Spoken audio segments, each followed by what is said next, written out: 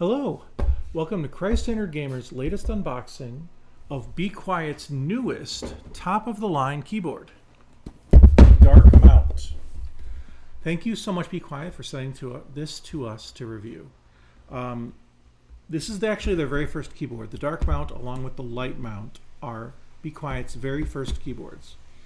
Since this is a keyboard review, I decided to leave my AI noise canceling off, which does mean that unfortunately you might hear a bit more fan noise and room noise than normal on my videos. Apologies for that, but it's important to be able to hear keystrokes on a keyboard and what they sound like, so apologies for that. Anyway, okay, so yeah, you can see it's developed in Germany, like most Be Quiet products. We've got, here's the back if you want to take a good look at that. Maybe I'll be able to, there you go. As you can see, I have the US ANSI format. A few key things to note, pun intended. They sent us the silent linear switches version to review. There is also a silent tactile switches version, so that could be fun to check out.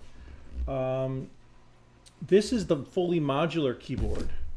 So I guess one little piece of history. A couple years ago, I reviewed the Mountain Everest Max keyboard.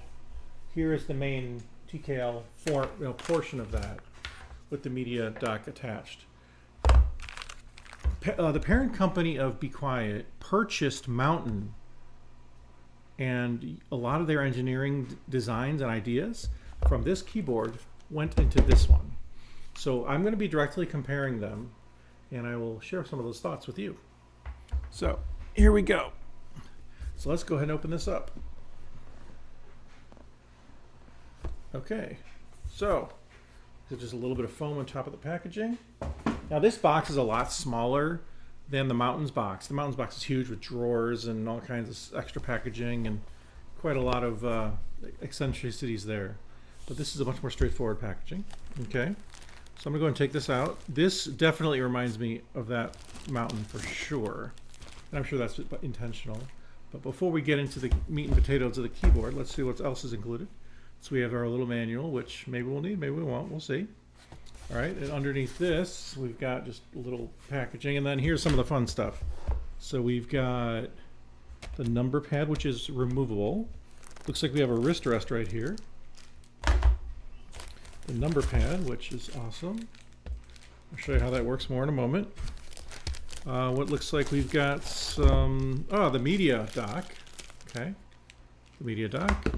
What looks to be a keyboard plug-in cable. Not quite as hugely thick as the Mountain one, but it's similar in design with the fabric covering on it.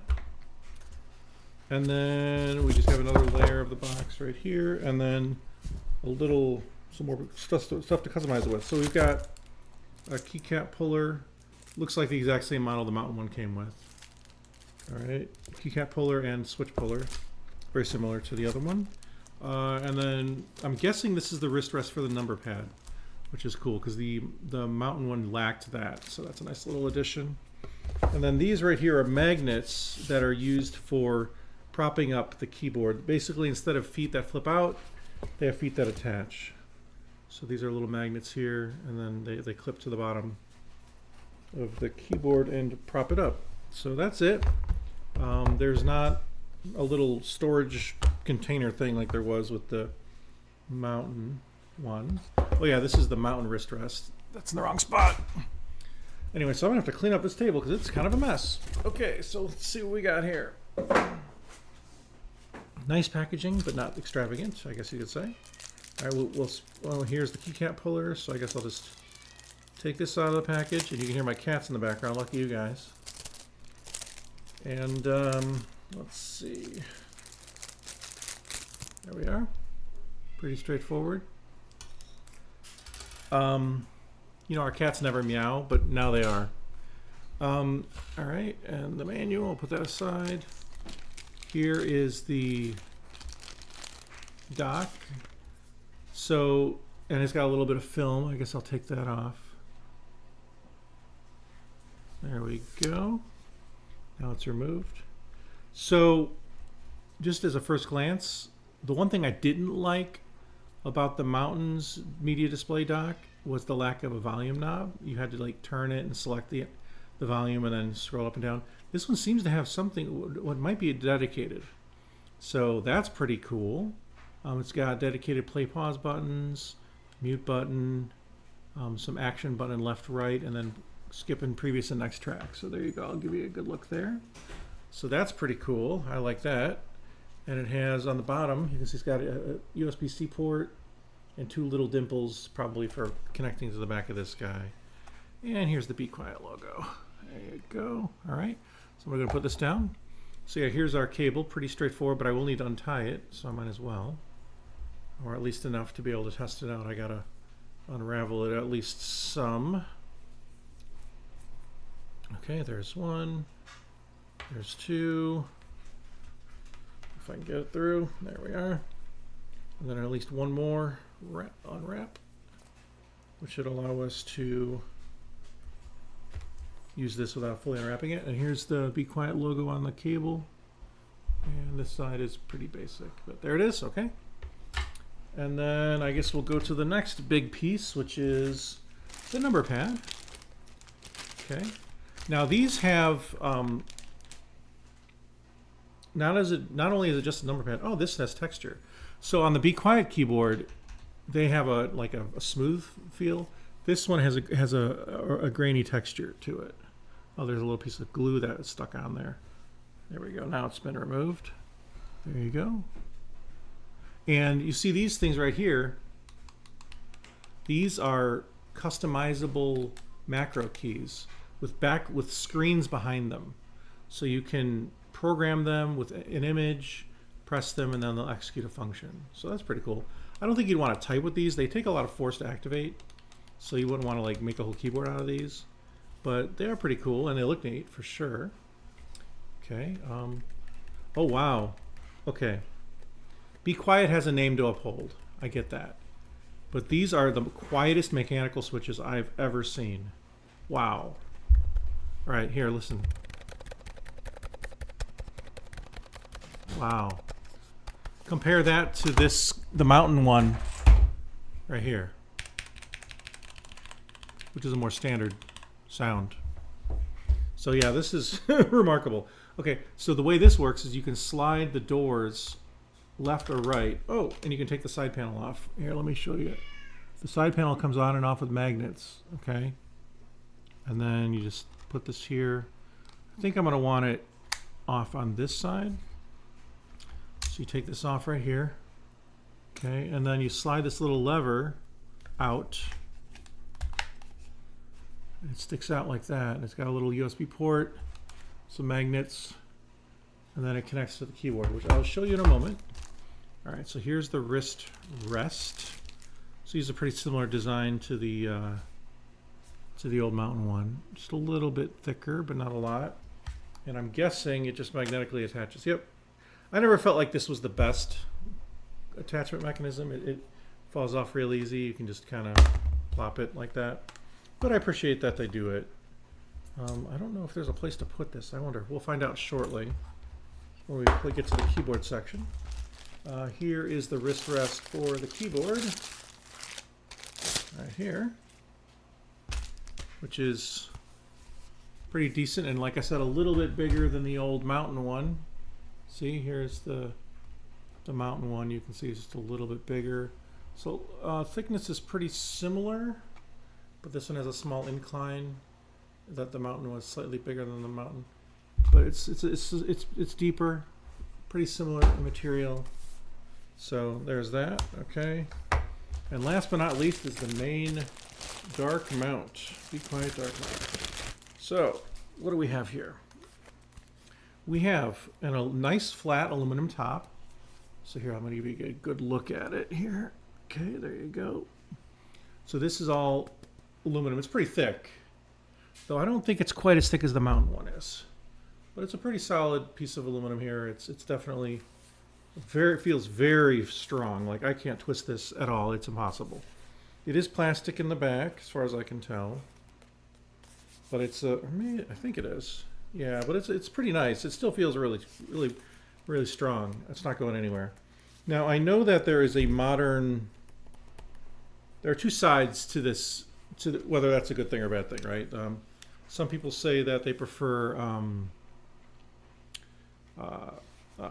flexible keys where you push it in and it flexes. Others prefer the strong, you know, non-flexible, I guess, rigid keycaps or keyboard tops. This is rigid and strong. It is not flexible. Okay, so it looks like you have to take this little magnetic door off. So if you use the number pad, you will have two pieces you have to not lose. So that's something to be aware of. I would consider that somewhat of a downside because it's easy to lose things like this. There's nowhere to stash them. You could easily lose them. But yeah, so let's attach this here. Okay, that's a pretty good attachment. I never liked how the Mountain one attached the number pad to the keyboard. This is a better, more solid attachment right here. I like this better. It doesn't feel so wobbly. Okay, I have never seen a quieter mechanical keyboard. I mean, I just had to prove to myself that this is actually mechanical and not rubber dome. But yes, it is. Look at this. Here, let me detach that one more time. Take a look. It is indeed a mechanical switch. That is really something. Wow. Okay, so I have an idea. I'm curious how much of it is the switch and how much of it is the rest of the design. This is crazy. Wow. Okay, I'm going to steal a switch from my old keyboard real quick. Right here. The escape key is still. Now these are custom switches that I purchased on with my own money. The ministry didn't buy this, I don't think. I'm pretty sure I did. I bought some Leobog Leobog Greywood V3 switches on Amazon for a very good price. These have some sound, and you can see that these don't. These are supposed to be removable switches, so I'm going to see how easy it is to take them out. Yep, it just came right out. Now this supports three pole or 5 pole switches. So here's what the switch looks like. These are 3 pole switches, it looks like. But there's sockets for either kind. The Mountain had 3 only, which limits your switch selection unless you don't mind manually cutting off poles, which I didn't want to do. So I'm going to go ahead and put this Leobog in here, and let's see how different the sound is compared to the quiet. Silent? Yeah, that sure does make a sound now. So most of it is in the switch. That is crazy. That is so quiet. I mean, I can hear if I put it right up to my ear, but otherwise, you really can't. Yeah, it's got a Be Quiet logo on it. It's just really hard to see. I don't know if you'll be able to see it without perfect lighting. But yeah, this is the quietest switch I've ever seen. That is crazy. Wow. I'm impressed with the silence. The feel is interesting. I kind of like the snappy feel of the landing impact on the Leobog switches. Those are not stock on the Mountain, by the way. I used the Cherry Reds are stock, and they have a little bit of scratchy feel and sound to them. They're still nice, but I wanted to switch them out. But this is the quietest switch I've ever seen. Huh. It requires a little bit more force than I'm used to compared to the other ones. They feel, it's really hard to describe. They're definitely mechanical, but they almost feel dome-ish. It's weird. It's a very muted sound and feeling. I'm not sure how I feel about them yet. Obviously, switching the switches out, as you could tell, would make them much louder and probably feel more snappy as well. So depending on what you're looking for, that could be preferred for you. Let me try plugging this in. Hopefully I don't mess anything up too badly here with my recording. I'd rather not have that happen. I need a little bit more slack, it looks like. Now, one thing the Mountain did is they had the plug way underneath, and where you had channels to route the cables. This one is a much more standard surface mount, which I prefer. It's just easier. So you can just plug it right here, and there it is. And here we go. Be Quiet's default orange. So it looks good. You can see a little bit of the, even with the wrist rest on, you got the glowing ridge around the edge. Oh, these are all orange. You can see the macros are glowing. Here, let me show you. With various different key functions right there. See that? And then you've got an orange ringer on the bottom, and then the orange light underneath the keys. And it shines through because they seem to be PBT shine through keycaps, which is cool. Oh, I forgot something important. How could I do that? Last but certainly not least is the media attachment. Let's plug this guy in right here. There it is, and it's turned on. So this is a dedicated volume knob, so I don't have to worry about that. So that's a huge upgrade. It's got clock, illumination, brightness, profile, media, and custom. So what happens if I change illumination? What does that let me do? Static color. Oh, it doesn't let me pick the color. Oh, okay. So apparently you have to pick the color from the software. That's a shame. I would prefer it if I could pick the color from the keyboard. But yeah, here's color wave. You can see it doing the color wave thing. Tornado is swirling. Breathing, you can see that as well. Reactive, I'm guessing, is based on what you press glows. Okay. And then matrix is green with the effects from the movie. And then yeah, static is back to that. I don't know if there's a way to change the color. I don't know.